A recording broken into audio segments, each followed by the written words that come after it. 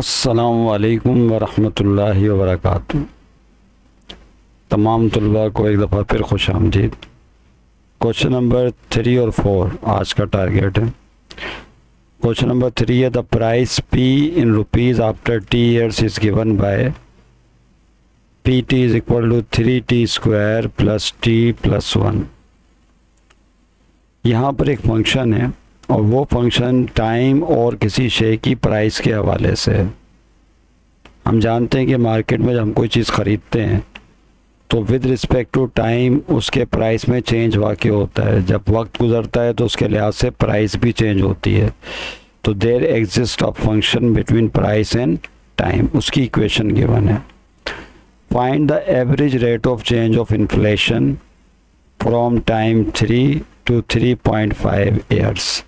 कह रहे हैं कि एवरेज रेट ऑफ चेंज मालूम करें इस फंक्शन का from time 3 years to 3.5 years, यानी 3 साल और 3.5। मेरी बात समझ रहे हैं आप? आइए क्वेश्चन बिल्कुल वैसे ही सॉल्व होगा जिस आप करते चले आए हैं। एक सीरीज़ चल रही है, हमें उम्मीद है कि आप हमारी इस एक्सरसाइज 3.1 की सीरीज़ का हिस्सा बन चुके हैं। ना सिर्फ इसका हिस्सा बन चुके हैं, जो पहला वीडियो लेक्चर है कॉन्सेप्ट के हवाले से, concept of derivative of function के हवाले से, जिसमें हमने variable, independent variable, dependent variable, constant, rate of change of function, इस पर तफसीली गुफ्तगू की है बहुत ही आसान मिसालों के साथ। तो यकीनन आपने उस वीडियो को भी इंजॉय किया होगा और अपनी बेस स्ट्रॉन्ग कर ली होगी। आइए स्टूडेंट देखते हैं कि क्वेश्चन कैसे सॉल्व होगा। ये आपके सामने स्क्रीन चेंज हो गई है। सबसे पहला काम जो आपने करना होता है वो ये है कि जो क्वेश्चन में फंक्शन है वो लिखेंगे सॉल्व। फंक्शन क्या दिया हुआ है, y के से शो करते हैं किसी भी फंक्शन को। ये प्राइस का फंक्शन है with respect to time. P T is equal to 3t square plus T plus 1। यह t represent the time in years, सालों के अंदर ही टाइम है। और पी टी से मुराद है प्राइस ऑफ द फंक्शन, ये प्राइस ऑफ द टाइम।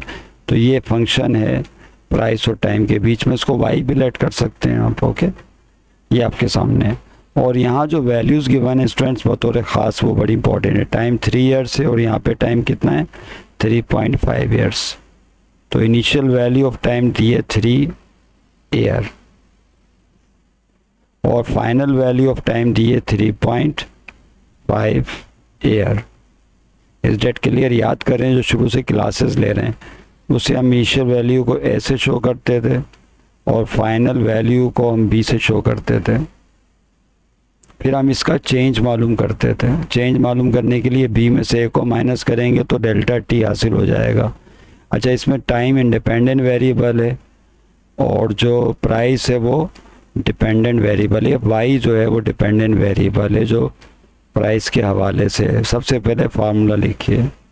क्या फार्मूला होगा? इसको इक्वेशन 1 कह देते थे, ये भी याद रखिएगा। This is equation number 1।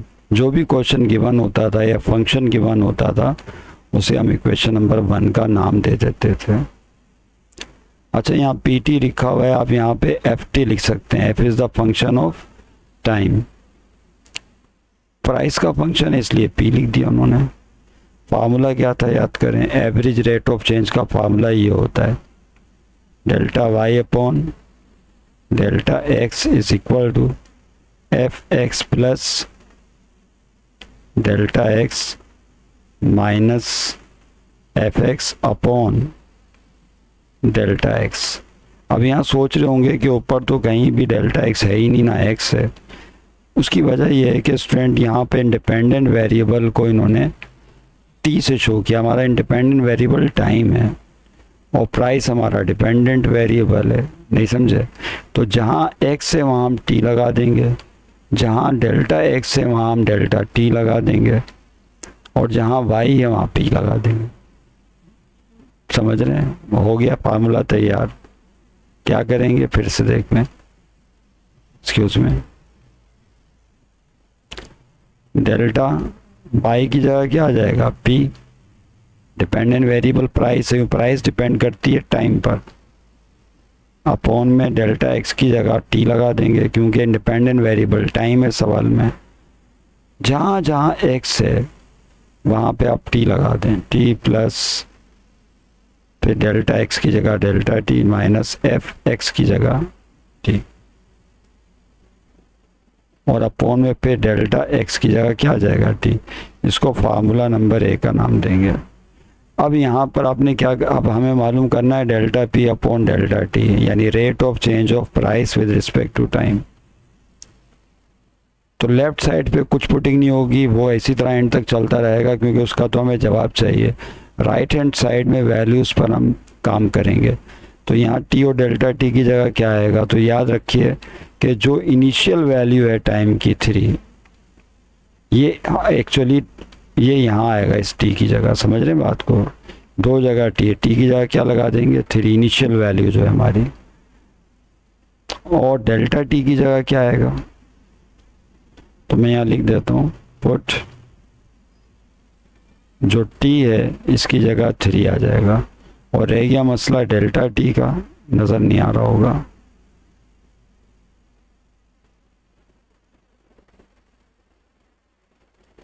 Delta T वो कैसे निकालते थे स्टूडेंट, याद करें। वो निकालने का तरीका ये होता है, बी में से ए को माइनस कर दें, फाइनल वैल्यू में से इनिशियल वैल्यू माइनस कर दें। तो फाइनल वैल्यू बी 3.5 है माइनस इनिशियल वैल्यू ए 3 है, ऐसे ही 3.5 में से 3 निकालेंगे तो 0.5 आ जाएगा। तो ये डेल्टा टी आ गया। ओके, तो यहाँ दो जगह डेल्टा टी है, यहाँ और यहाँ, इन दोनों जगह डेल्टा टी की जगह 0.5 आ जाएगा। अब देखिए क्या होगा, तो डेल्टा पी लेफ्ट पे कोई चेंज पुटिंग नहीं होती, delta P upon delta T. फिर आपने यहाँ लाइन डालनी है, टेढ़ी हो गई थोड़ी सी, लाइन सीधी रखें।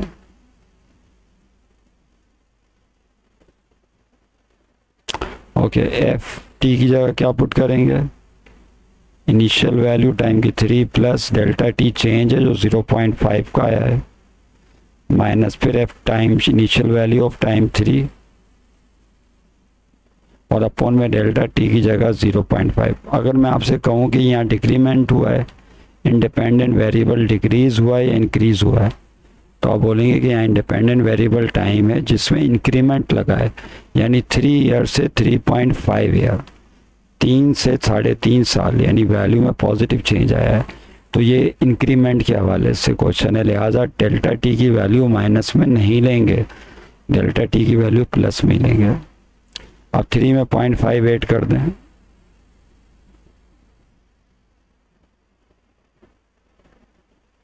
तो देखिए क्या हो जाएगा,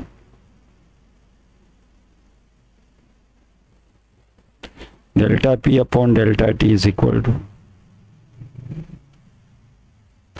एफ 3.5 हो जाएगा ऐड होने के बाद, और माइनस F3। अब ये फंक्शन 3.5 और F3, इक्वेशन 1 को 2 दफ़ा इस्तेमाल करेंगे। इक्वेशन 1 आपको याद है ना क्या थी, यूजिंग इक्वेशन 1। ये स्टेप बतौर ख़ास समझने वाला है, जिसमें स्टूडेंट्स अक्सर कंफ्यूज रहते हैं। इक्वेशन 1 ये थी, P T is equal to 3t square plus T plus 1। इस इक्वेशन को आपने दोनों फंक्शंस के लिए इस्तेमाल करना है, सही है। ये इक्वेशन 1 कैसे इस्तेमाल होगी एक नज़र देख लें। तो delta P upon delta T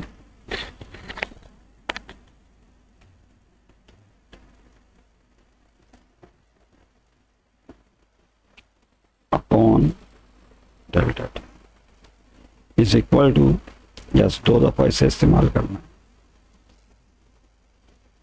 step बढ़ाएगा थोड़ा, क्योंकि इसी इक्वेशन को 2 दफ़ा लिखना है। पहले हम 3.5 के लिए लिखेंगे स्टूडेंट्स, किसके लिए, इसके लिए, क्योंकि ये फंक्शन है, इसके लिए लिखें। कर्ली ब्रैकेट के अंदर 3t square plus T plus 1, minus sign आ गई। फिर इसी को लिखना है f3 फंक्शन के लिए। थोड़ा सा लेंथी हो जाएगा लेकिन समझने में आसानी होगी। 3t square plus T plus 1 और अपॉन में मौजूद है 0.5। आप सोच लोगे तो कट के 0 हो जाएगा, नहीं भाई 0 नहीं होगा। अब यहाँ पे जो शुरू में कर्ली ब्रैकेट में टाइम है, ये इनिशियल वैल्यू, ये आएगी वैल्यू यहाँ पर 3.5 ही है, क्योंकि आपने इस फंक्शन के लिए ये इक्वेशन 1 लिखी है, फंक्शन एट 3.5। तो यहाँ टी की जगह 3.5 आ जाएगा, यहाँ भी और यहाँ भी। और दूसरी दफ़ा जब इक्वेशन 1 इस्तेमाल की तो यहाँ टी की वैल्यू क्या आएगी, यहाँ टी की वैल्यू जस्ट 3 आएगी, इधर भी 3 और यहाँ पे भी 3। समझ रहे हैं बात को? तो इक्वेशन 1 को 2 दफ़ा इस्तेमाल करना है, लेकिन पहली दफ़ा इंडिपेंडेंट वेरिएबल जो टी था उसकी जगह आपने 3.5 लिखना है, और दूसरी दफ़ा जब इक्वेशन इस्तेमाल होगी तो टी की जगह 3 लिखना है। समझ गए? ये चेंज है, कट के 0 नहीं हो सकता ये। अब देखें क्या हो जाएगा, तवज्जो है।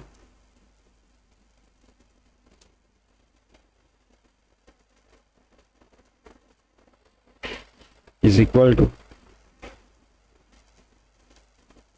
ये स्टेप भी बड़ा चलेगा, 3t की जगह आ गया 3.5 पर स्क्वायर, t की जगह फिर 3.5 प्लस 1 कर्ली ब्रैकेट क्लोज, फिर 3t की जगह यहाँ आया 3 ऊपर स्क्वायर प्लस t की जगह फिर 3 प्लस 1, ओके, अपॉन में 0.5। अब यहाँ पर आपने कैसे इस्तेमाल यूज़ करना है, इज इक्वल टू, फिर लाइन डालें। अब यहाँ कैलकुलेटर इस्तेमाल करें भाई, कैलकुलेटर में 3 लिखें, फिर मल्टीप्लाई 3.5 का स्क्वायर, ये एक ही स्टेप में करने की कोशिश करें। 3 में इसको आप निकाल लें कैलकुलेटर के ज़रिए। पहले कर्ली ब्रैकेट में 3 मल्टीप्लाई 3.5 का स्क्वायर प्लस 3.5 प्लस 1, इसका जो भी रिजल्ट कैलकुलेटर पे बने वो लिखते हैं डायरेक्ट। अब मैट्रिक की तरह नहीं करना कि स्क्वायर करने बैठ जाओ, 3 से मल्टीप्लाई करो फिर एडिंग करो, बहुत लेंथी पेपर है मैथमेटिक्स सेकेंड ईयर मैथ का। वहाँ मैट्रिक लेवल पर काम नहीं करेंगे आप, सेकेंड ईयर लेवल पर काम करेंगे। Use calculator, scientific calculator, okay जी स्टूडेंट्स, आपने भी कर लिया होगा, यही आया होगा। देखें जब आप इस पोर्शन को सॉल्व करेंगे तो पहली कर्ली ब्रैकेट में हल करने पर इसे आएगा 41.5, और दूसरी कर्ली ब्रैकेट को ऐसी देख लें, 3 का स्क्वायर 9, 9 3 दा 27, 27 प्लस 3 30, 30 प्लस 1 31। तो इसको सॉल्व करने पर आ जाएगा 31। समझ लें बात को?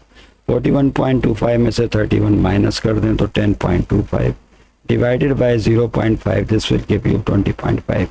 अब ये क्या निकाला हमने, ये हमने उस प्रोडक्ट जो भी चीज़ थी जिसकी प्राइस हमें कैलकुलेट करनी थी विद रिस्पेक्ट टू टाइम, वो निकली है ₹20.5 रुपीज़ पर ईयर। यानी इसका मतलब ये हुआ, ये जो एवरेज प्राइस है with respect to time 20.5 rupees per year निकली। तो 3 साल का अर्सा और उसके बाद मज़ीद 3.5, यानी 3 से 3.5 ईयर के दरमियान कितने ईयर बन जाते हैं? 0.5 ईयर बनते हैं। सॉरी, कितने ईयर बनते हैं? मैंने 1.5 बोल दिया था, 1.5 ईयर नहीं बनते। Sorry, I take my words back, क्योंकि यहाँ पर जो ईयर हैं ये हो जाता है इस तरह से। एक की वैल्यू कितनी थी? 3 ईयर्स और फाइनल वैल्यू 3.5 ईयर है, तो डिफरेंस लेने पर 0.5 आया, तो 3 और 3.5 के दरमियान आधे साल का अर्सा बना। समझ रहे हैं बात को? इस आधे साल के अरसे के दौरान जो प्राइस में चेंज आएगा वो 20.5 रुपीज़ का होगा, ये एवरेज चेंज कहलाएगा। तो मैंने शुरू में 1.5 ईयर ले लिया था, I take my words back. Okay, last question of this exercise. जी स्टूडेंट्स, ये आपके सामने नेक्स्ट आखिरी question. A ball is thrown vertically. अब एक बॉल को, क्वेश्चन 4 को फोकस कर लें please. A ball is thrown vertically, अब एक बॉल को ऊपर की तरफ उछाला गया। इट्स हाइट इन मीटर्स, जाहिर जब बॉल ऊपर की तरफ उछाली जाएगी ऊपर की तरफ, तो विद रिस्पेक्ट टू टाइम वो हाइट कवर करेगी वक्त के लिहाज से। तो there is a function exist between height and time, तो हाइट और टाइम के दरमियान एक रिलेशनशिप होगा, एक फंक्शन डेवलप हो जाएगा। उसकी इक्वेशन यहाँ पर गिवन है। With respect to time height किस तरह से वेरी होती है या चेंज होती है, तो height is the function of time, वो दिया हुआ है H T is equal to -16t² plus 80t। Height is the function of time है, तो एफ टी के बजाय एच टी लिख दिया, जिस तरह पिछले सवाल में एफ टी के बजाय पी टी लिखा था, वहाँ price is the function of time था और टाइम ईयर्स में था। यहाँ height is the function of time और टाइम जो है उसके लिहाज से जो है बात करेंगे, टाइम सेकंड्स में याद रखिएगा और हाइट मीटर में। हाइट को मीटर में नापना है, टाइम को सेकंड्स में। यूनिट तो खैर इतने यहाँ पर नहीं वो करते, फिजिक्स जब आप पढ़ते हैं तब यूनिट्स का लिखते वक्त ख्याल रखना चाहिए स्पेशली। तो height is a function of time, equation 1 given है। क्या करें, find the average velocity. Average velocity मालूम करें। आप बोलेंगे वेलोसिटी कहाँ से आ गई, तो जब कोई बॉल या body with respect to time distance, height is the vertical distance. Height कौन है, एक अमूदी फासला है, और जब भी फासला या हाइट या डिस्टेंस चेंज होता है टाइम के लिहाज से, तो हम ये कहते हैं कि बॉडी में वेलोसिटी है। क्या मौजूद है, वेलोसिटी या स्पीड या रफ्तार जिसको कहा जाता है। तो एक सेकंड में जो भी उसकी हाइट या डिस्टेंस चेंज होता है, that is called the velocity. तो इन्होंने कहा है फाइंड द एवरेज वेलोसिटी। अब जाहिर है वेलोसिटी निकलेगी तो एवरेज ही निकलेगी गिवन टाइम इंटरवल चेंज में। Find the average velocity when time changes from A to B. जब टाइम ए से B, A is the value of time, B is also the value of time, जो given है यहाँ पे। याद रहे कि यहाँ सवाल के 2 हिस्से हैं। पहला हिस्सा जो है उसमें ए और बी की वैल्यूज 2 और 2.1, और दूसरे हिस्से में ए और बी की वैल्यू 2 और 2.01 है। यानी पहला जो हिस्सा है क्वेश्चन का उसमें टाइम जस्ट 0.1 चेंज हो रहा है, 2.1 में से 2 निकाल दें। उस 0.1 चेंज के अंदर आपने एवरेज वेलोसिटी बतानी है। जबकि दूसरे हिस्से में बी पार्ट में टाइम 2 से 2.01 हुआ, यानी 0.01 और टिप कम वक्त है। टाइम इंटरवल का जो चेंज है वो छोटा है 0.01, उसमें वेलोसिटी का एवरेज वेलोसिटी बतानी है। समझ गए। सवाल हल करने का कायदा बिल्कुल वैसे ही होगा। आइए हम इक्वेशन 1 बनाएंगे, फिर हम फार्मूला लिखेंगे, फार्मूले में फिर हम ए और बी की वैल्यू फीड करेंगे और फिर इक्वेशन 1 को 2 दफ़ा यूज़ करेंगे। कैसे होगा आइए, ऐसे होगा।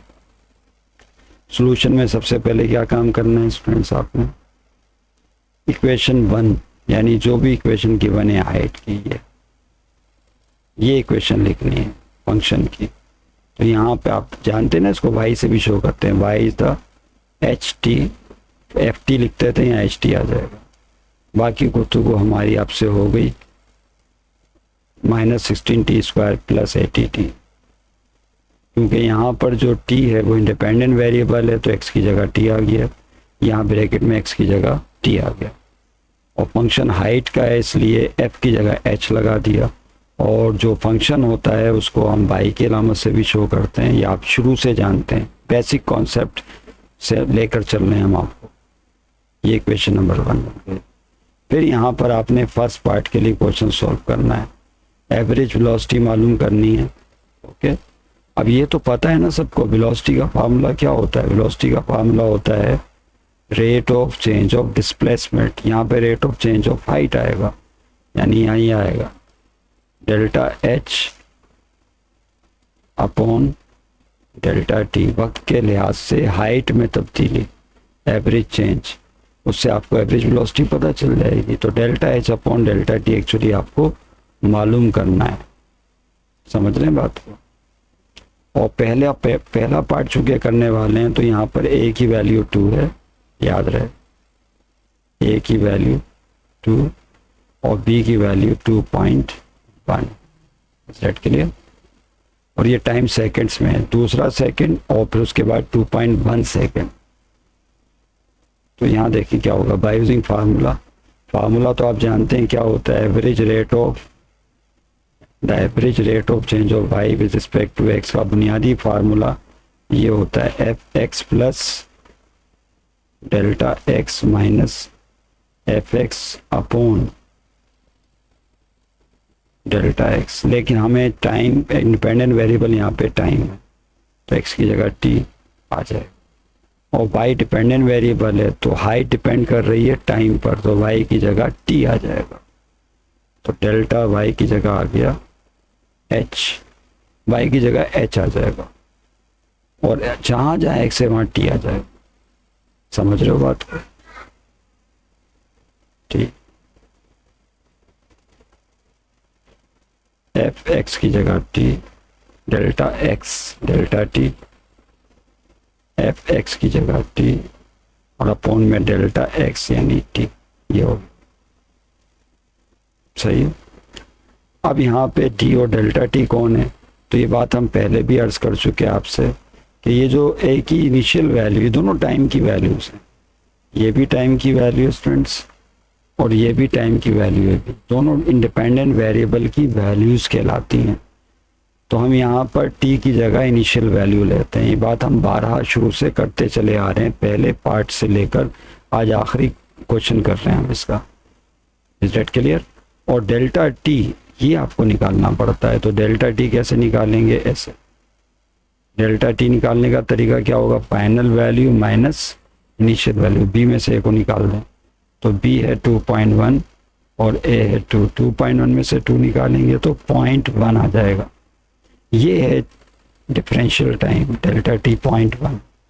इसके दौरान जो है आपको average rate of change of height मालूम करनी है जो वेलोसिटी कहलाती है। नहीं, ये जो delta is upon delta t है यही कौन है actually, this is average velocity. Okay, यहाँ कीमतें लगा दें। ओह,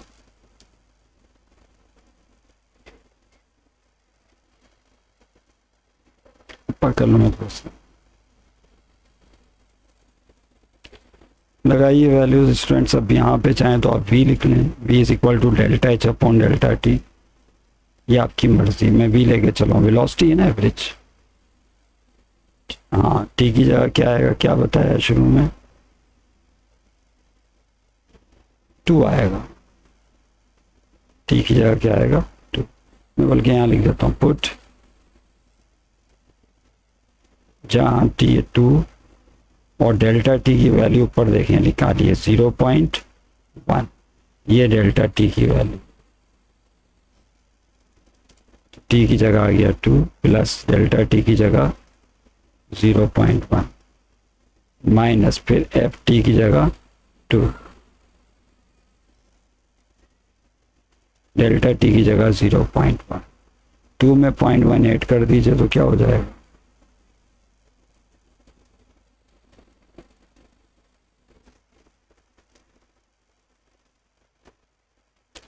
तो v is equal to yes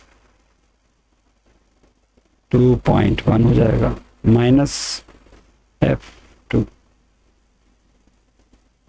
अब क्या करेंगे, इक्वेशन 1 को इस्तेमाल करेंगे कितनी दफ़ा, 2 दफ़ा, पहले 2.1 के लिए और फिर फंक्शन एट 2 के लिए। सही है, यूजिंग इक्वेशन 1।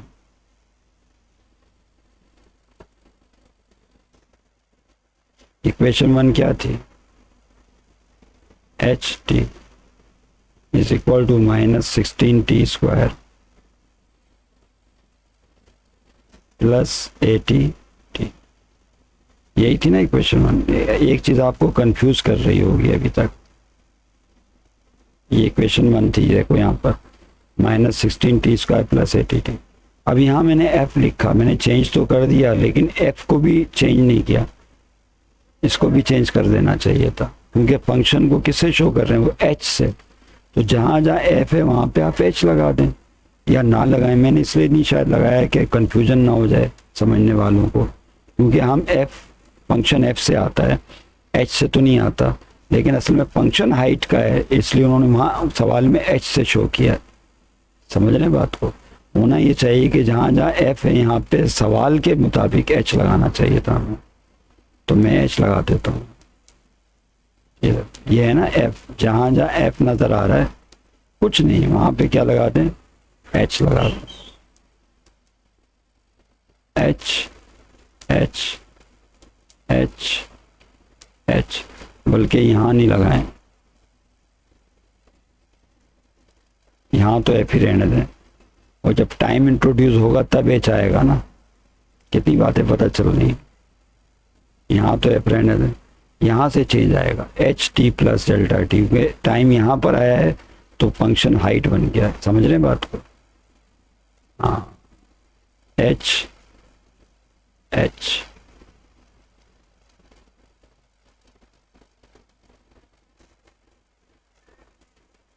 समझ रहे हैं, एच, और यहाँ पे भी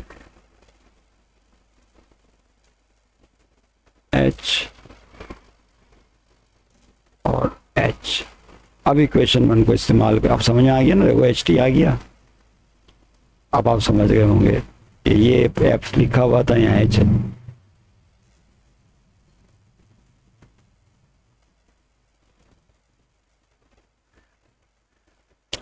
तो velocity delta.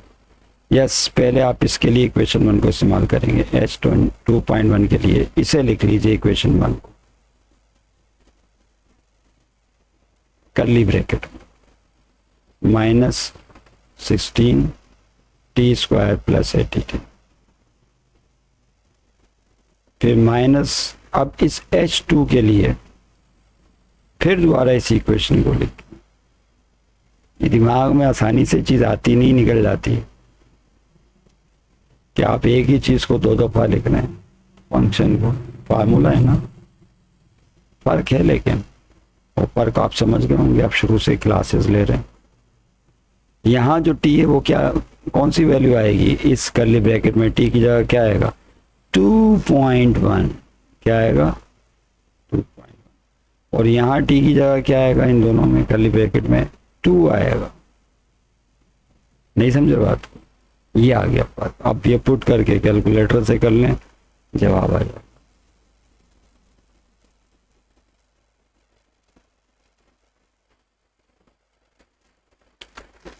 Curly bracket start, -16 time की जगह 2.1 ऊपर स्क्वायर प्लस 80 टी की जगह 2.1, कर्ली ब्रैकेट क्लोज, फिर -16 टी स्क्वायर, टाइम की जगह यहाँ पर 2 आएगा, 2 का स्क्वायर प्लस 80, फिर टी की जगह 2 आएगा अपॉन 0.1। अब कैलकुलेटर में ये चीज़ एक साथ सॉल्व करें, कौन सी चीज़, ये पूरी चीज़ एक साथ सॉल्व करके कैलकुलेटर में जो भी आए वो यहाँ लिख देनी चाहिए, ठीक है।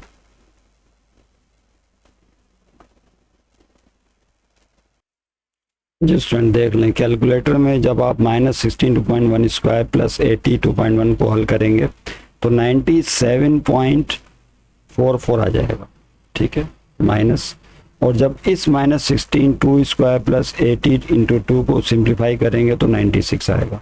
फिर 97.44 में से 96 माइनस किया तो 1.44, और 0.1 से डिवाइड करने पर 14.4 वेलोसिटी है, यूनिट इसका मीटर पर सेकंड होगा।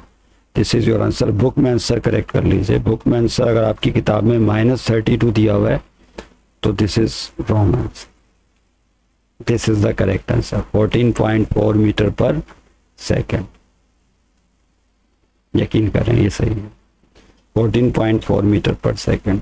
ओके, तो उम्मीद है कि ये क्वेश्चन जो है आप सॉल्व समझ में आ गया होगा आपके। तो this is the average velocity of body. अब इसका जो सेकंड पार्ट है वो जस्ट इसी तरह होगा, सिर्फ 0.01 आ जाए, 0.1 की जगह 0.01 और ऊपर एक छोटा सा चेंज आएगा, वो अब आप लोग खुद करेंगे। This is your own job. उम्मीद है कि इंशाल्लाह आप ये कर लेंगे। आप मुझे जवाब ज़रूर बताना। कि सेकंड पार्ट का जवाब क्या है, क्योंकि बुक में वो भी मिसप्रिंट है। आप जवाब बताएंगे तो फिर इंशाल्लाह उसकी तस्दीक करेंगे कि सही जवाब क्या है। लिखने बोलने में कोई गलती हो गई है तो इस्लाह कर दें और नज़रअंदाज कर दिया करें। बाज़ बोलते हम कुछ हैं और लिखते कुछ और लिख देते हैं, तो हो जाता है ऐसा, उसे करेक्ट कर लीजिएगा। एक्सरसाइज वाइंड अप हो गई। सीरीज़ का हिस्सा बनने के लिए आपका बहुत बहुत शुक्रिया। वस्सलामु अलैकुम व रहमतुल्लाहि व बरकातहू।